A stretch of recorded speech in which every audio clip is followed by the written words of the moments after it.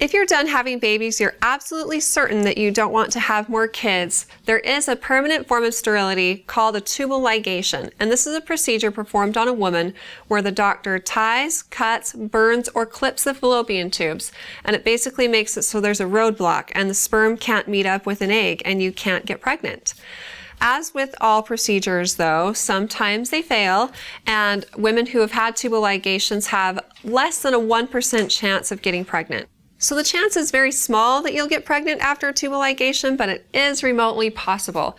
I've been a labor and delivery nurse for a lot of years, and I've taken care of women who are there because their tubal ligations failed.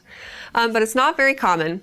However, if you've been having regular periods and the day comes when your period should start and it hasn't, then you should take a home pregnancy test. It's really easy to do, and then you can either rule out or confirm that is the cause. If the result is positive, then be sure to call your doctor and let them know that you're pregnant after having had a tubal ligation in the past. Because if you conceive after a tubal ligation, the chance of an ectopic pregnancy is pretty high.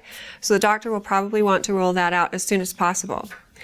If your result is negative, wait another 5 to 7 days, and if you still haven't started your period, take another test, because it's possible that that first result was a false negative because it was taken a little bit too soon before HCG levels were high enough to be detected by the home pregnancy test.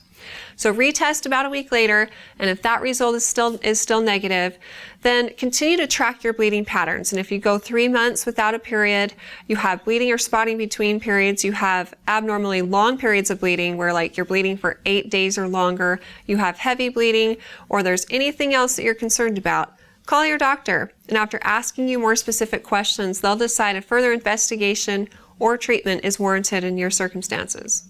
Good luck with everything, and if you have more questions for me in the future, feel free to ask them on our Facebook page at facebook.com/Intermountain Moms, and recommend us to your friends and family too.